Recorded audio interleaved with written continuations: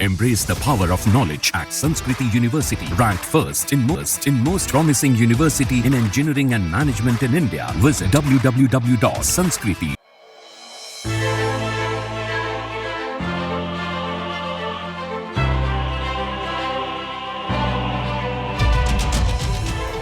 जम्मू कश्मीर में बुधवार को सेकंड फेज की वोटिंग हो गई। अब तीसरे फेज की वोटिंग 1 अक्टूबर को होगी और 8 अक्टूबर को रिजल्ट आएगा। सेकंड फेज की वोटिंग के बीच तमाम नेताओं के रिएक्शन भी सामने आए। इसी बीच उमर अब्दुल्ला एक चीज से खासे नाराज दिखे। सेकंड फेज की वोटिंग के बीच विदेशी डेलीगेट्स को भी बुलाया गया था। विदेशी डेलीगेट्स ने बडगाम और श्रीनगर के कई पोलिंग बूथों का दौरा किया था। विदेश मंत्रालय ने संयुक्त राज्य अमेरिका, मैक्सिको, दक्षिण Korea, Guyana, Nigeria, Singapore, Panama, Somalia, Rwanda, Norway, Tanzania, दक्षिण अफ्रीका और अल्जीरिया समेत करीब 15 देशों के राजनयिकों को अपने यहाँ आमंत्रित किया था और उन्हें मतदान देखने के लिए न्योता भेजा था। विदेशी प्रतिनिधिमंडल में शामिल राजनयिकों ने वोटिंग कर रहे लोगों से बातचीत की, वोटिंग की प्रक्रिया को ध्यान से देखा। ये सब देखकर दक्षिण अफ्रीकी राजनयिक लारा स्वाट ने कहा कि मुझे लगता है कि हम 15 देशों के आए लोगों ने जम्मू कश्मीर में एक शानदार चुनाव देखा है। उन्होंने कहा विदेश मंत्रालय की ओर से मतदान केंद्रों के आने का और दौरा करने का आमंत्रण दिया गया, ये हम सबके लिए सौभाग्य की बात है। रवांडा के एक राजनयिक ने कहा कि मुझे लगता है कि चुनाव अच्छी तरह से व्यवस्थित तरीके से किया गया है। उन्होंने कहा कि हमें बताया गया कि चीजें यहाँ कैसी चल रही हैं। नॉर्वे के राजनयिक ने कहा कि यहाँ सब कुछ बहुत व्यवस्थित और अच्छा चल रहा है। मैं श्रीनगर पहली बार आया हूँ। यहाँ का दौरा करना निश्चित रूप से हम लोगों के लिए महत्वपूर्ण है। तंजानिया के एक राजनयिक देव ने कहा कि हमें इस तरह की प्रथा के बारे में कोई जानकारी नहीं थी। उन्होंने कहा गुलाबी बूथ की अवधारणा के बारे में जानकर मुझे काफी अच्छा लगा। इन सब चीजों को देखकर उमर अब्दुल्ला ने नाराजगी जताई है। सुनिए उन्होंने क्या कहा। डेलीगेशन के हवाले से समझ में नहीं आता,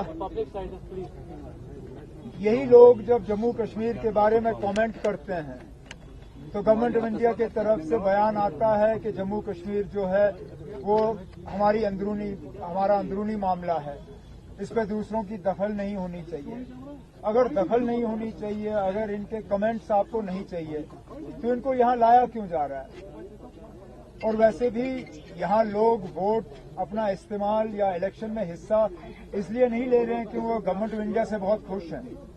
गवर्नमेंट ऑफ इंडिया की तमाम कोशिशों के बावजूद लोग यहाँ इलेक्शन में हिस्सा ले रहे हैं। नहीं तो यहाँ लोगों को तंग करने में, सताने में, परेशान करने में पिछले 6-7 साल से हुकूमत ने कोई कसर बाकी नहीं रखी है। इसके बावजूद लोग अगर इस इलेक्शन में हिस्सा ले रहे हैं तो ये लोगों की, मैं कहता हूँ इसका श्रेय लोगों को जाना चाहिए। लेकिन गवर्नमेंट ऑफ इंडिया कोशिश कर रही है कि इसका सारा क्रेडिट गवर्नमेंट ऑफ इंडिया को मिले, जो कि यहाँ के लोगों के साथ धोखा है। और अगर बाहर के डिप्लोमेट्स को लाया जा सकता है तो मुझे ये बताएं ना, बाहर के जर्नलिस्ट को इजाजत क्यों नहीं दी जा रही है? बाहर के किसी भी जर्नलिस्ट को जिन्होंने अप्लाई किया था इस इलेक्शन को कवर करने के लिए, उन्हें इजाजत नहीं मिली। लेकिन एक गाइडेड टूर टूरिस्ट की तरह इन डिप्लोमेट्स को लाके यहाँ इलेक्शन दिखाए जा रहे हैं, ये अच्छी बात नहीं। इन सब के अलावा उमर अब्दुल्ला एक बात से और नाराज दिखे। बुधवार को उन्होंने पत्रकारों से कहा कि कांग्रेस ने अभी तक जम्मू में प्रचार अभियान पर जोर नहीं दिया है। उन्होंने कहा कि गठबंधन में जम्मू रीजन की ज्यादा सीटें कांग्रेस को दी गई हैं और कश्मीर की ज्यादा सीटें हमारे पास हैं। ऐसे में कांग्रेस को जम्मू के प्रचार पर ज्यादा फोकस रखना चाहिए। विशेषज्ञ भी ये मानते हैं कि बीजेपी जम्मू रीजन में ज्यादा स्ट्रॉन्ग है। ऐसे में कांग्रेस और एनसी की जम्मू में मेन फाइट बीजेपी से ही होने की उम्मीद है। अगर कांग्रेस प्रचार अभियान में कमी करती है तो इसका फायदा बीजेपी को हो सकता है। अब उमर अब्दुल्ला ने इस बात पे नाराजगी जताई है तो सियासी हलकों में भी कयासबाजी शुरू हो गई है। बड़ी अच्छी बात है ना, good. I hope that after Rahul is done campaigning in 1 or 2 seats in Kashmir, he focuses in Jammu. Ultimately, what the Congress does in Kashmir is not that important. What the Congress does in Jammu is important. And unfortunately, Congress hasn't done as much in the plains of Jammu as we would expect them to do. The lion's share of the seats that the alliance gave in Jammu was to the Congress party.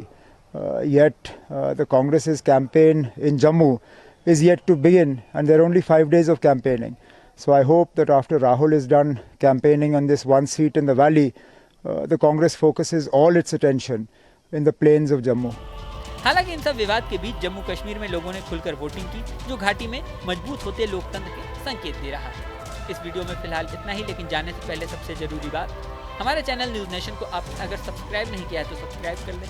इसी के साथ screen पर दिख रहा bell icon press कर दें, जिससे हमारे नए नए वीडियोस की नोटिफिकेशन आपको मिलती रहे। मिलते हैं नेक्स्ट वीडियो में, बने रहें न्यूज़ नेशन के साथ। Embrace the power of knowledge at Sanskriti University, ranked first in most promising university in engineering and management in India. Visit www.sanskriti. News nation अब व्हाट्सएप पर खबरों के ताजा अपडेट के लिए न्यूज नेशन के इस QR कोड को स्कैन करें।